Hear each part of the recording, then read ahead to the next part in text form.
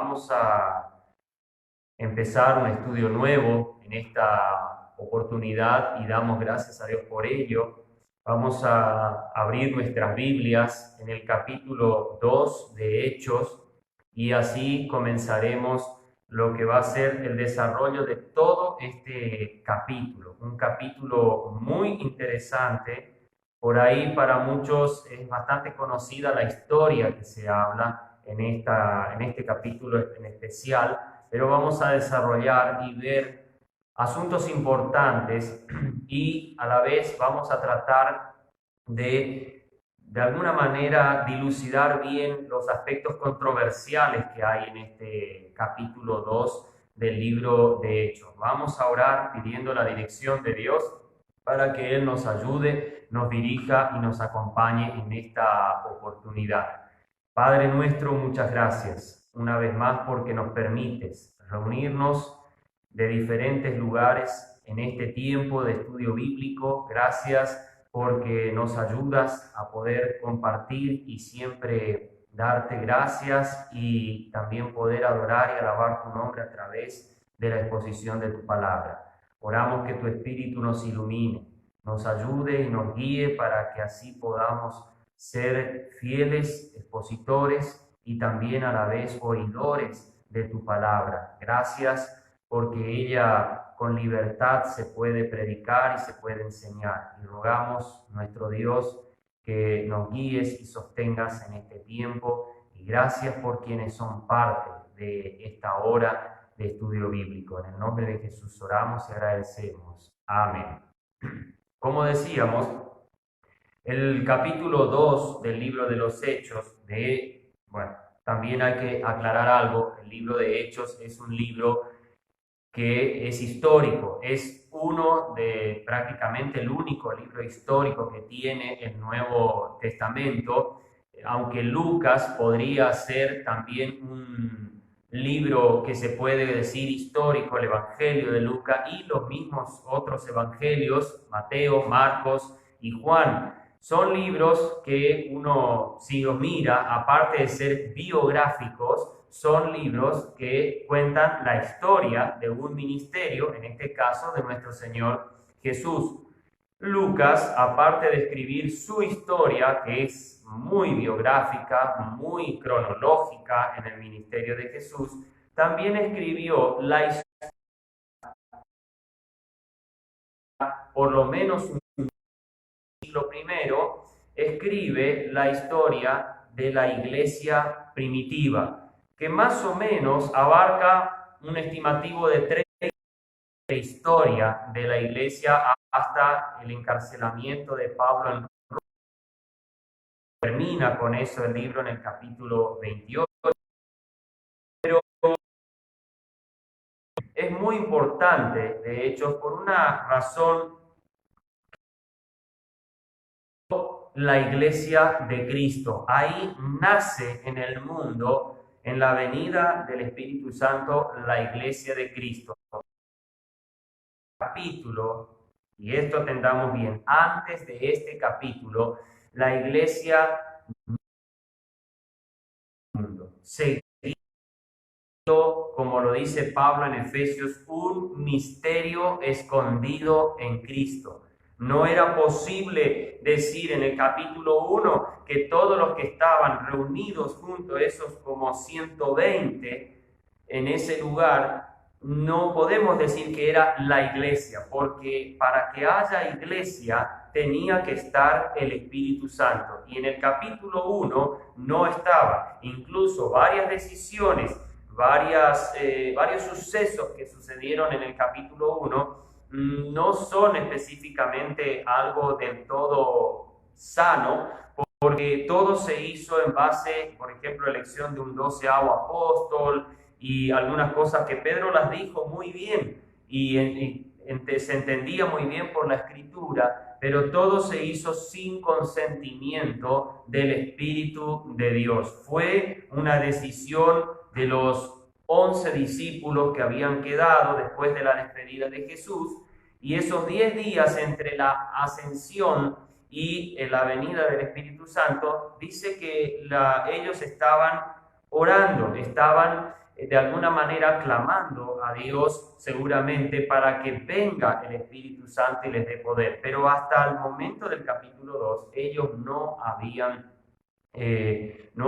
tenido la directriz directa de Cristo en la persona del Espíritu Santo. Por eso es importante entender esta diferencia entre el capítulo 1 y el capítulo 2 de Hechos en relación a lo que es la iglesia.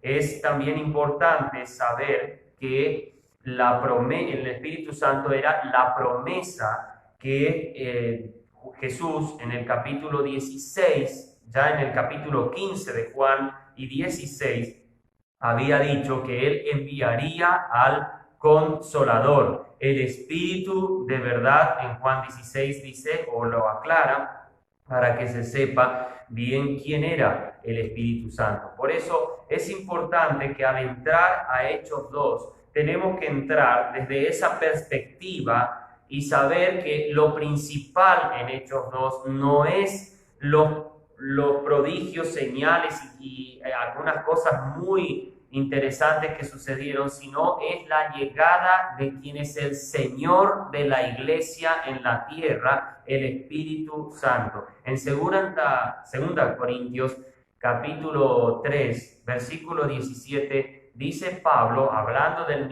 ministerio de condenación y del Espíritu, él dice que donde está el Señor es el Espíritu, comienza así el versículo, el Señor es el Espíritu, y donde está el Espíritu de Dios, allí hay libertad. La libertad para expresar el mensaje, el poder para expresar el mensaje, y en este caso se hace el primer mensaje evangelístico en Hechos 2, tiene que ser bajo el poder del Espíritu Santo. En Hechos 1:8, Jesús, despidiéndose de los discípulos antes de ascender, les dice: pero recibiréis poder cuando haya venido sobre vosotros el Espíritu Santo, y me seréis testigos en Jerusalén y en toda Judea y Samaria y hasta lo último de la tierra.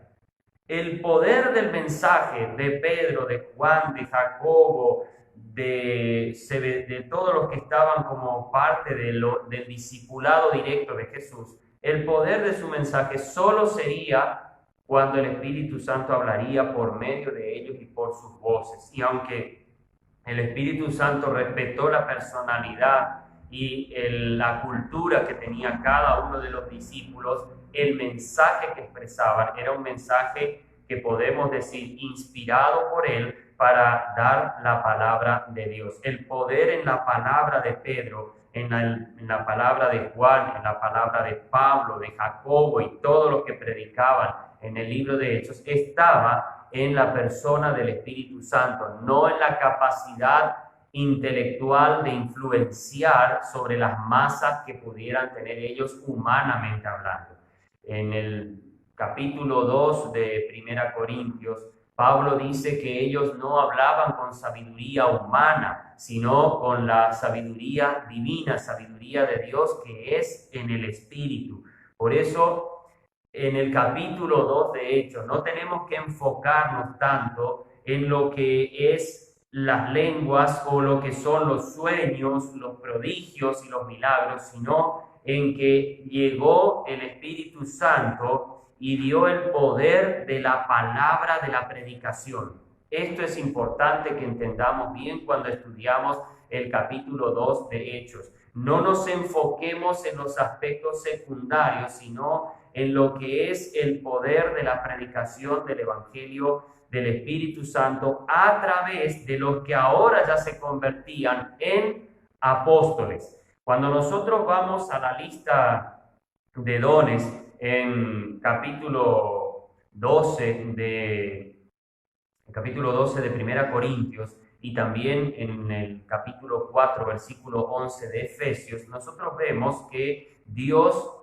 dio dones y a unos hizo apóstoles, y en el capítulo 4 de Efesios, versículo 11, dice que constituyó apóstoles. Cuando fueron llamados apóstoles ya los discípulos, eran en el tiempo de la venida del Espíritu Santo en adelante. Desde ese momento, los discípulos ya no son discípulos, sino son enviados, apóstoles. Eso significa la palabra apóstol o apóstoles enviados. Ellos estarían de alguna manera llevando el mensaje de aquí en adelante bajo la influencia del Espíritu Santo. Mientras el Espíritu Santo no llegaba, ellos iban a seguir siendo los discípulos, los seguidores de Jesús, que escucharon y supieron todo de parte de Él. Y lo escucharon de su propia boca el mensaje y las enseñanzas que Jesús había dado. De aquí en adelante, desde el capítulo 2, se comenzaría a cumplir la palabra que Jesús dice en Juan capítulo 16, versículo 12, cuando Él dice: tengo muchas cosas que deciros, pero ahora no las podéis sobrellevar. Pero cuando venga el Espíritu de verdad, Él os guiará a toda la verdad, porque tomará de lo mío y os lo hará saber. No hablará, dice, no hablará por su propia cuenta, sino que tomará de lo mío y os lo hará saber. Es importante que entendamos que Jesús, hasta Hechos 1, habló con los discípulos, les enseñó, les advirtió de algunas cosas, les hizo ver algunos asuntos, pero hasta ahí habló Jesús y ellos pudieron oírlo en forma directa. De Hechos 2 en adelante, todo lo que Jesús aún tenía que enseñar y decir a ellos y a la nación de Israel, lo haría por medio del Espíritu Santo, lo haría por medio del Paracleto o del Consolador, como lo llamó Jesús en el Evangelio de Juan, a partir del capítulo 15 en adelante. Por eso, es importante entender que la venida del Espíritu Santo marca el inicio de la iglesia, porque cuando, como vamos a ver en los primeros versículos, el Espíritu Santo había descendido sobre estos 120 que estaban allí, Él de ahí los poseyó, de ahí de esa manera selló su salvación, selló su credulidad en Cristo como el Mesías, como el Cristo, porque recuerden que todos los que estaban ahí eran israelitas o, como se dice también, judíos. Vamos a leer versículo 1 hasta el 13 para entender lo que significa esta primera parte, y hoy vamos a hablar de este tema tan controversial también en las iglesias, sobre el tema qué son esas lenguas que hablaron después a partir del versículo 4 en adelante. Vamos a mirar entonces, como reconocimiento, hacer una lectura hasta el versículo 13. No vamos a terminar hoy todo el capítulo, es largo, tiene 47 versículos, así que vamos a ir por unos cuantos estudios con esto.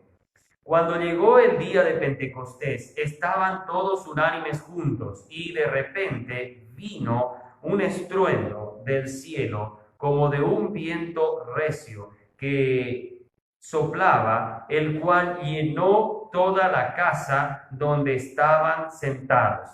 Y se les apareció lenguas repartidas como de fuego, asentándose sobre cada uno de ellos. Y fueron todos llenos del Espíritu Santo y comenzaron a hablar en otras lenguas, como el Espíritu les daba que hablar. Moraban entonces en Jerusalén judíos, varones piadosos, de todas las naciones bajo el cielo. Y hecho este estruendo, se juntó la multitud, y estaban confusos, porque cada uno los oía hablar en su propia lengua. Y estaban todos atónitos y maravillados, diciendo unos a otros: He aquí, ¿no son galileos todos estos que hablan? ¿Cómo pues los oímos nosotros hablar cada uno en nuestra lengua en la que hemos nacido?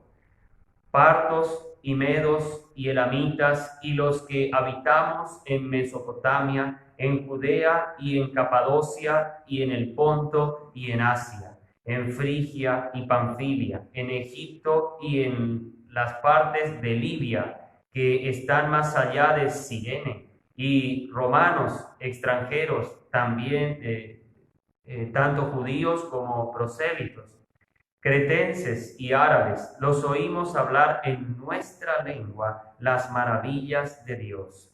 Y estaban todos atónitos y perplejos, diciéndose unos a otros, ¿qué quiere decir esto? Pero otros, burlándose, decían, están llenos de mosto o lleno de la borraja del vino. Bueno, uno mira y comienza el versículo 1 diciendo, cuando llegó el día de Pentecostés, estaban todos unánimes juntos. Unánimes porque estaban en un mismo sentir. Todos estaban a la espera de la promesa de Jesús, que no se debían ir de Jerusalén hasta que llegara el Espíritu Santo. Ellos debían esperar ahí, así como debían esperar hasta el tercer día en la resurrección en Jerusalén, así también tenían ellos que esperar en Jerusalén, unánimes juntos, la llegada del Espíritu Santo.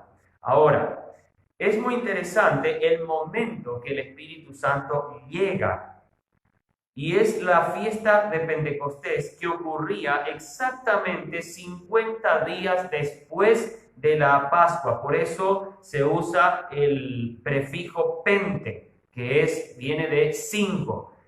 Nosotros cuando estudiamos matemáticas, hay una rama de la matemática que se llama la geometría, y vemos lo que se llama pentágono. El pentágono es una figura de 5 lados que podemos también ver que viene del griego pente, que es 5. Ahora, Pentecostés era una fiesta que ocurría en un múltiplo de 5 a los 50 días después del Pesaj, que era la fiesta de la Pascua. Venía Sukkot o Shivot, era la forma en que se le decía en forma hebrea a la fiesta de Pentecostés. Y es importante que nosotros comprendamos que tenía también un propósito, que sea en esa fiesta que llegara el Espíritu Santo y así naciera la iglesia primitiva y la iglesia, por supuesto, histórica. Porque a los 50 días que la nación de Israel salió de Egipto, recuerden que el comienzo de la nación como nación es cuando Dios, por medio de Moisés, libera a la nación, y la noche en la que ellos iban a salir, esa madrugada que se iban a retirar de Egipto, fue la noche de la Pascua, la noche en que Dios instituye, capítulo 12 de Éxodo, y ahí es donde se come el cordero, que no se quebraba los huesos, se lo asaba entero, y así cada familia debía comer. De la sangre de ese cordero se habían pintado los postes y los dinteles en las puertas, y así el ángel de la muerte pasaba de largo, eso quiere decir Pascua o Pesaj, pasa por alto, pasa de largo, no se queda ahí. Era la marca que el ángel iba viendo en las puertas, en los dinteles, y así pasaba de largo, y murieron todos los primogénitos de Egipto. Entonces, lo que vemos aquí es que desde la Pascua, que fue la partida, si podemos decir, también de alguna manera se confirmó en la Pascua el nuevo pacto hecho en la sangre de Cristo. En la sangre del Cordero, sin tacha, sin mancha, y que ningún hueso debía ser quebrado, en el capítulo 12 de Éxodo, era, si podíamos decir, el simbolismo de ese Cordero que lo presentó Juan 1:29, el Cordero que quita el pecado del mundo.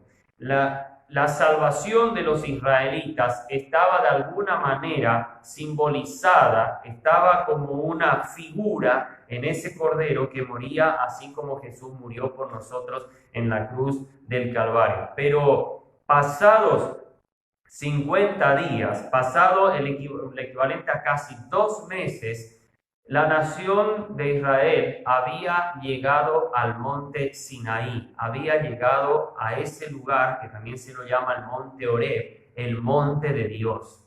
En ese lugar fue donde Dios o Jehová, como se usa la expresión el yo soy, le había dado las tablas de la ley. Ahí comenzaba el pacto nacional con Israel, donde Él les promete que serían reyes y sacerdotes desde el capítulo 19 de Éxodo en adelante. Allí llegan y se les da la palabra. En la fiesta de Pentecostés, de año en año, mientras la nación de Israel tenía una vida espiritual sobria y correcta, en donde solo adoraban al Dios del cielo y al Dios de Israel, de Abraham, Isaac y Jacob, cuando ellos estaban en una posición espiritual sana, entonces la nación de Israel en Pentecostés recordaba el haber sido dada la palabra de Dios por primera vez a la nación, aunque también tenía un aspecto como fiesta agrícola en donde se presentaban los primeros frutos.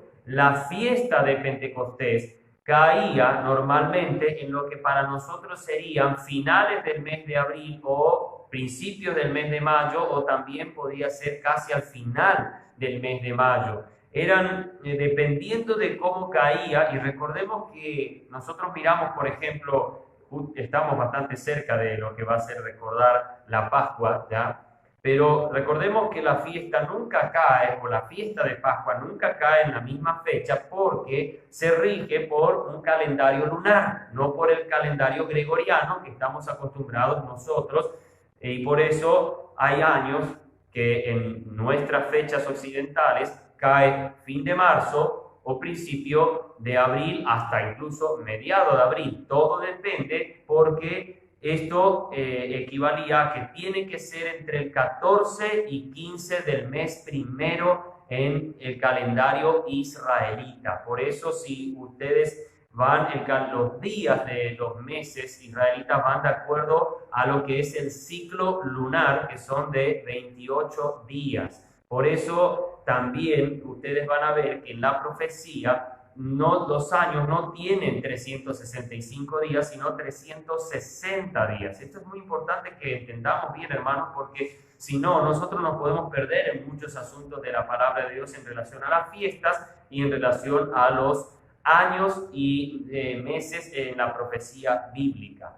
Por eso, cuando llegó el día de Pentecostés, así como los israelitas habían también llegado a los 50 días, o a los 50 días se presentó Dios para darles la palabra de Dios y las tablas de la ley a través de Moisés, así también el Espíritu Santo venía a los 50 días de la Pascua, desde la Pascua en adelante, a los 50 días llegó, y también vino para dar por primera vez la palabra del Evangelio, en este caso no a través de Moisés ni a través de Jesús, sino a través de un apóstol del Señor Jesús, en este caso llamado Pedro. Recuerden que Pedro se le había prometido por parte del Señor Jesús en el capítulo 16 de Mateo, que a él se le darían las llaves del reino.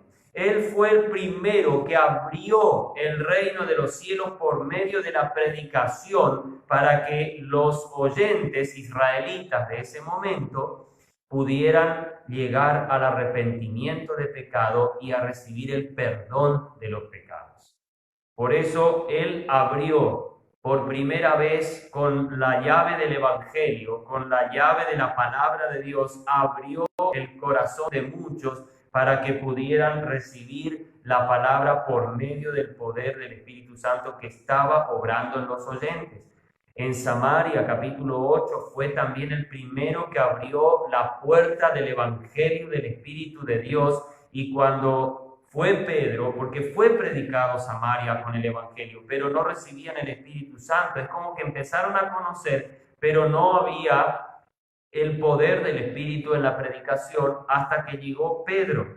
Pedro llega, predica, habla y recibían el Espíritu Santo. Y también en el capítulo 10, Pedro abre con la palabra de Dios el Evangelio y el corazón de los gentiles en la casa de Cornelio. En todos estos aspectos podemos ver que Pedro fue usado por el Espíritu de Dios bajo la promesa que ya le había hecho Jesucristo, que Él iba a ser el que iba a abrir por primera vez en los diferentes grupos. Volvamos a Hechos capítulo 1, versículo 8. Pero recibiréis poder cuando haya venido sobre vosotros el Espíritu Santo y me seréis testigos en, primero, Jerusalén, segundo, en Judea y Samaria y hasta lo último de la tierra. Había un orden de la predicación, había una cronología en donde comenzaría y hasta dónde llegaría el evangelio. No se podía, por eso Jesús les dice que ellos tenían que esperar en Jerusalén, porque el primer testimonio del Espíritu de Dios, en el poder del Espíritu, de parte de los apóstoles, tenía que ser en Jerusalén. Y aunque Pedro aparece como el protagonista en este lugar, eso no quiere decir que los otros apóstoles no estaban predicando. Vamos a ver más adelante que sí lo estaban haciendo, pero en otros idiomas para aquellos que no estaban entendiendo el arameo o griego, el idioma que estaba predicando el apóstol Pedro. Miramos entonces que la fiesta de Pentecostés de alguna manera figuraba esa historia en la que los israelitas habían llegado a el monte Sinaí para conocer la palabra de Dios por primera vez de boca de Dios mismo. Ahora, por medio del poder del Espíritu y la predicación del Espíritu Santo en boca de Pedro, así como Moisés habló las palabras de Dios, Pedro también habla las palabras del Espíritu Santo, por primera vez disertando el primer mensaje del Evangelio a la nación de Israel y a israelitas que estaban por la fiesta de Pentecostés. Es muy interesante que hay otro significado en esta fiesta de Pentecostés, que era una fiesta solemne de Israel. Era una fiesta que ese año específicamente, como hemos tratado cuando vimos en otro momento, en algún momento que vimos el tema del capítulo 21 de Mateo, en las parábolas del reino y en lo que es la presentación del rey de Israel en el capítulo 21 de Mateo, nosotros vemos que una de las acciones que suceden en ese capítulo es que Jesús echa a todos los cambistas, a los que vendían pajarillos y también animales en ese lugar, y hace ver que ese era el lugar de oración, era un lugar, la casa en donde todos tenían que más que ir a comprar y negociar, era para ir a orar y a buscar a Dios. Es importante entender que para esta fiesta habían llegado muchos porque era la fiesta de la Pascua, pero los líderes de Israel para ese año lo que quisieron hacer era convocar a cuantos más se pudiera, porque para ellos iba desde un punto comercial. Para Jesús era una fiesta de la Pascua y aprovechar, dar el mensaje y que muchos israelitas de las diferentes partes del mundo pudieran ver el acto salvífico que él iba a hacer en la fiesta de la Pascua con su propia vida y el derramamiento de su propia sangre como el Cordero de Dios, no como un Cordero de Dios, como el Cordero de Dios. Toda esa gente que vino para la fiesta de la Pascua también se había quedado porque sabía que era otra fiesta solemne, aprovechaban quedarse para la fiesta de Pentecostés porque el tiempo no pasaba demasiado, no se iba muy lejos, entonces podían de esa forma ellos quedarse y también estar en esta fiesta de Pentecostés. No por así nomás el Espíritu Santo vino en este momento y no por nada también, aunque eran profecías y tiempos que se debían cumplir proféticos, según vemos en Daniel 9 y otros pasajes en la Biblia, Jesús tenía que morir ese año.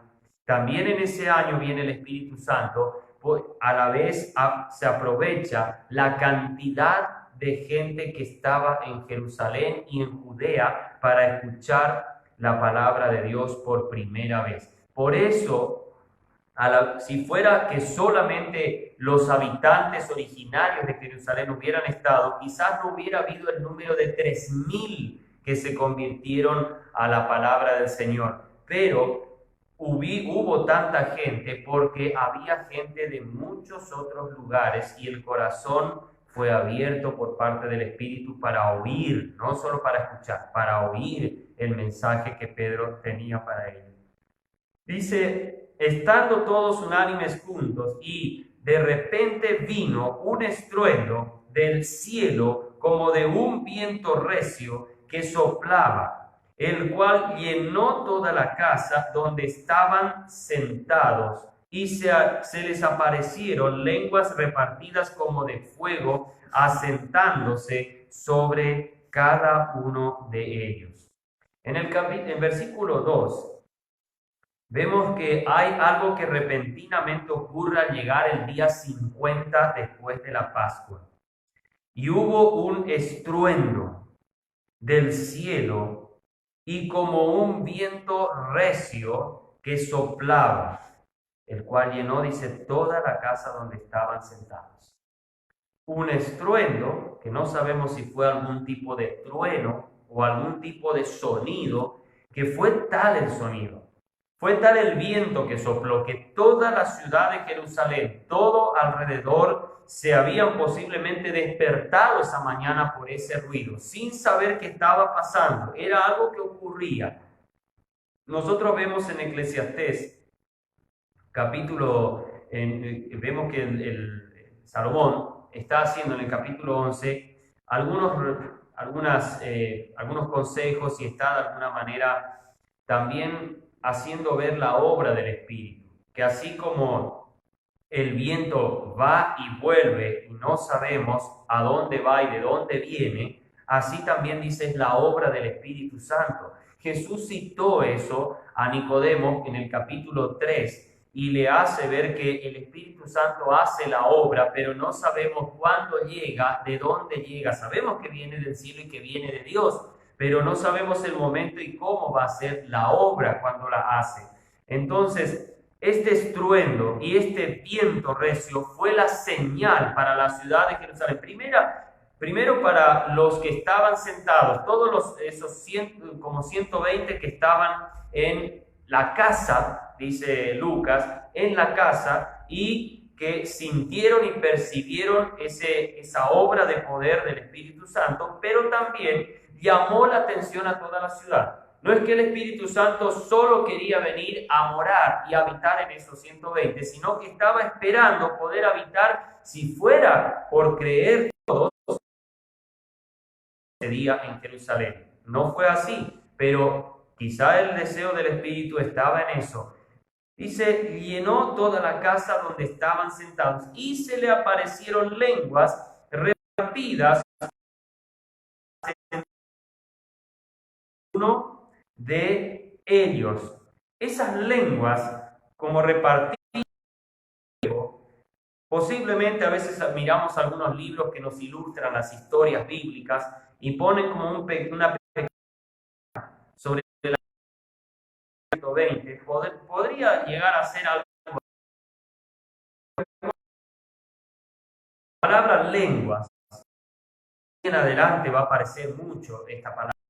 Un idioma en cada una de estas personas, posiblemente más que todo en los apóstoles, había colocado unas lenguas que en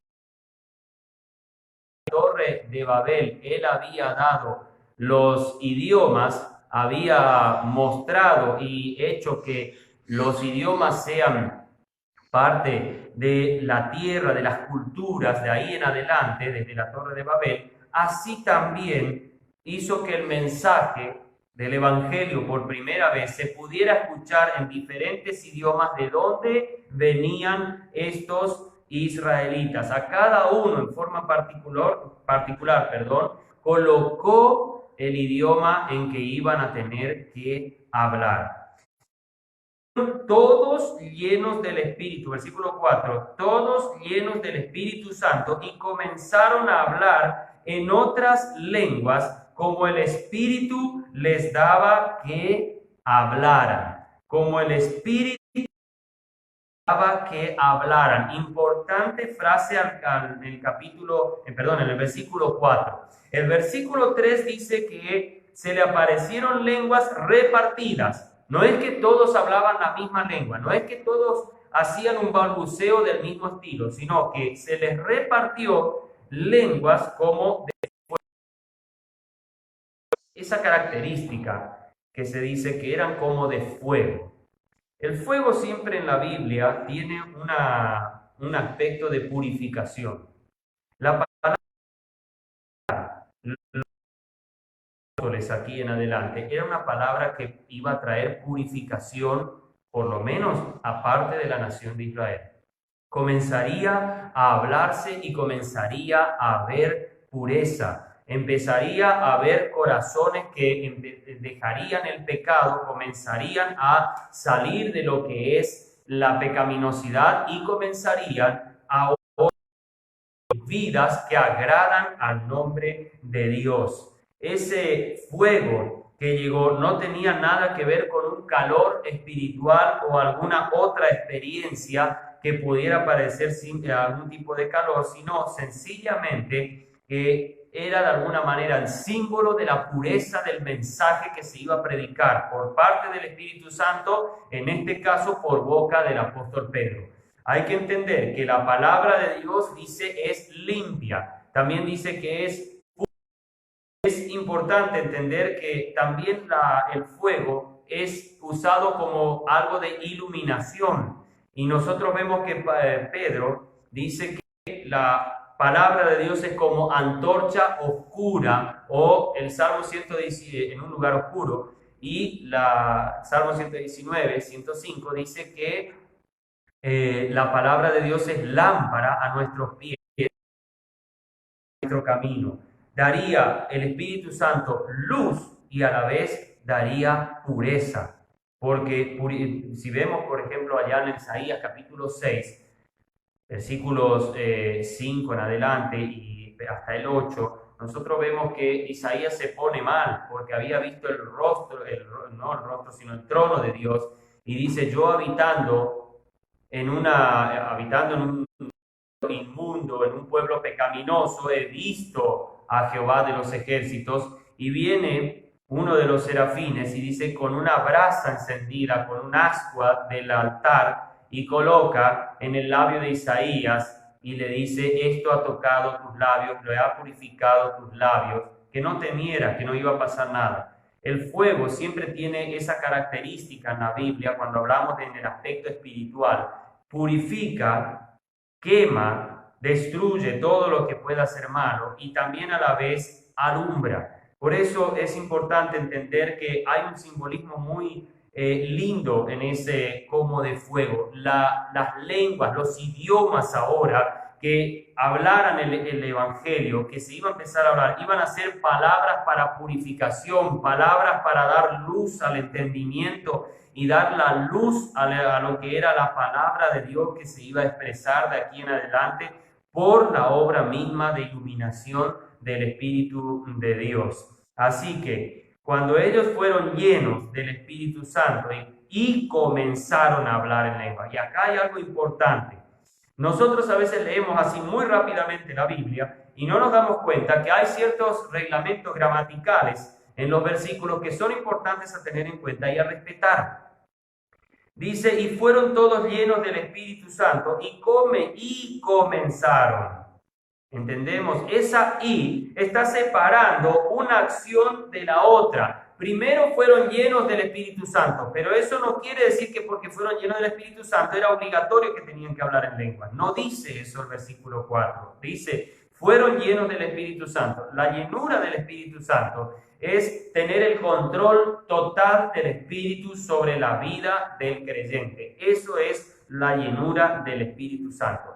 Cuando el Espíritu viene y llena a una persona, dice Juan, cuando habla en el capítulo 3, versículo 34, porque Dios nos da el Espíritu por medida. Cuando viene el Espíritu Santo, viene como una persona y viene todo. Pero Él, cuando llena, es cuando Él abarca todos los aspectos de la vida del creyente. Si ustedes van a Efesios, capítulo 5, versículo 18, Pablo dice, sed llenos del Espíritu Santo. ¿Qué quería decir esto? Que Pablo les estaba diciendo que ellos se dejen controlar, se dejen verdaderamente llenar en todo lo que es su vida, su ser, por la influencia y por la iluminación y por el control total de sus vidas del Espíritu de Dios. Lo que el Espíritu hizo en esta acción de Hechos capítulo 2, versículo 4, es llenarlos, posesionarse sobre ellos y en ellos para comenzar a llevar el ministerio de la iglesia, que es la predicación de la palabra. Después hay una coma, si ustedes van mirando el versículo, hay una coma y dice, y comenzaron a hablar en otras lenguas, como el Espíritu daba que hablaran. Aquí vemos la acción de la llenura, que es el control, y que Él dice cómo se iban a hacer las cosas. No todos los discípulos, ahora convertidos a apóstoles, hablaron el mismo idioma, sino según como les decía el Espíritu,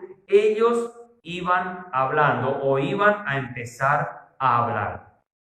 Esto es importante que entendamos bien que el versículo 4 no está dando un reglamento que quien recibe al Espíritu Santo va obligatoriamente a hablar en lenguas. No dice eso el versículo 4. Pero el Espíritu Santo en esta ocasión, al llenarlos, al posesionarse sobre los apóstoles y los que estaban ahí, hablaron en lenguas, en idiomas conocidos y entendibles a todos los que estaban en ese lugar. No hablaron en alguna lengua que no era necesaria. Es importante que entendamos bien esto. Solo fue una acción del Espíritu para poder predicar el mensaje de Dios, no para hacer una experiencia emocional y sensacional.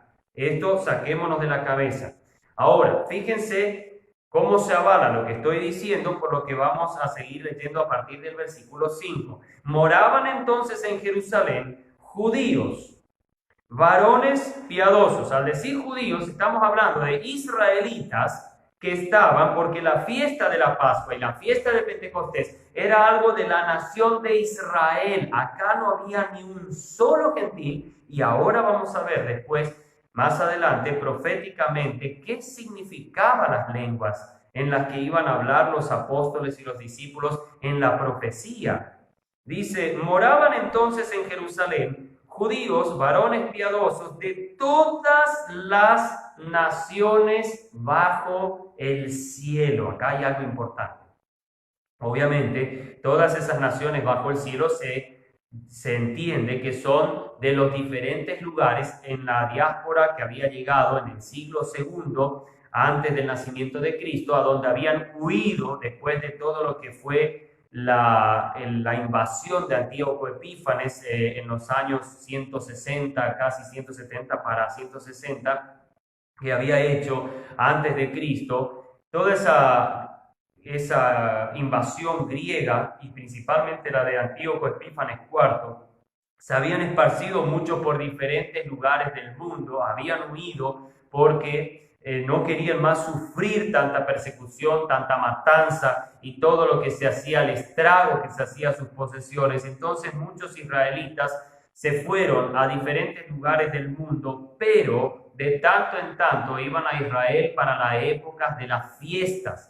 Esto es importante que sepamos porque así entendemos por qué habían de diferentes partes del mundo bajo el cielo que vinieron a esta fiesta de Jerusalén, porque era una fiesta solemne. Comenzaron en la Pascua y seguían aquí en Jerusalén porque llegaba la fiesta de Pentecostés. Ahora, muchos israelitas que vivieron en diferentes lugares del mundo no eran personas que nacieron hablando el hebreo y el arameo, que era el idioma principal en Israel y en especial en la zona de Judea, Jerusalén y Judea, sino que ellos hablaban o griego o hablaban quizás estos idiomas que se van a mencionar aquí más adelante, porque dicen, y estaban atónitos y maravillados, diciéndose unos a otros, he aquí, ¿No son galileos todos estos que hablan? ¿Cómo pues les oímos nosotros hablar cada uno en nuestra lengua en la que hemos, y escuchen bien, hemos nacido?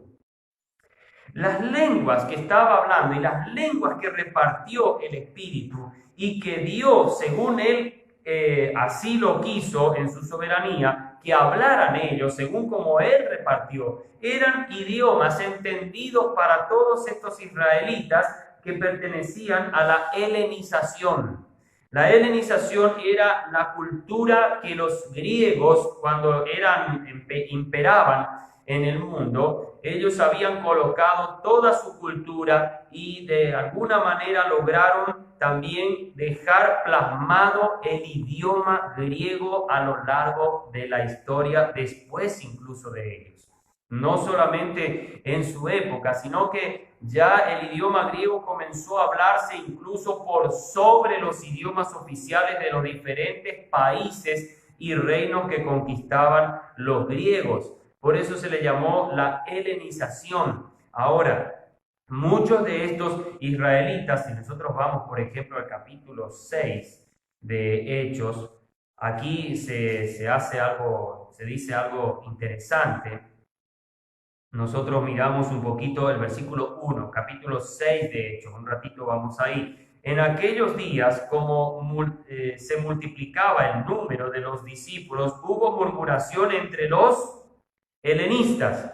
Algunas Biblias ponen los griegos. Ahora, hay que entender una cosa. Hasta el capítulo 7 de Hechos, la iglesia de Cristo se componía solo de israelitas, tanto helenistas como los israelitas de Israel, los hebreos que se le llamaba. Por eso dice murmuración entre los helenistas contra los hebreos. Los hebreos eran los israelitas de la zona de Israel y de Siria, todos los que vivían en esos lugares de Medio Oriente alrededor de Israel. Los helenistas eran los que vivían más allá de Siria, más allá de lo que eran las tierras de Israel y que eran ya personas que nacieron quizás en Egipto, como vemos acá. Fíjense los países que se nombran: Patros y Medos, que eran la zona de Persia, y elamitas, que era toda la zona también de Persia, y los que habitamos en Mesopotamia, que era la zona norte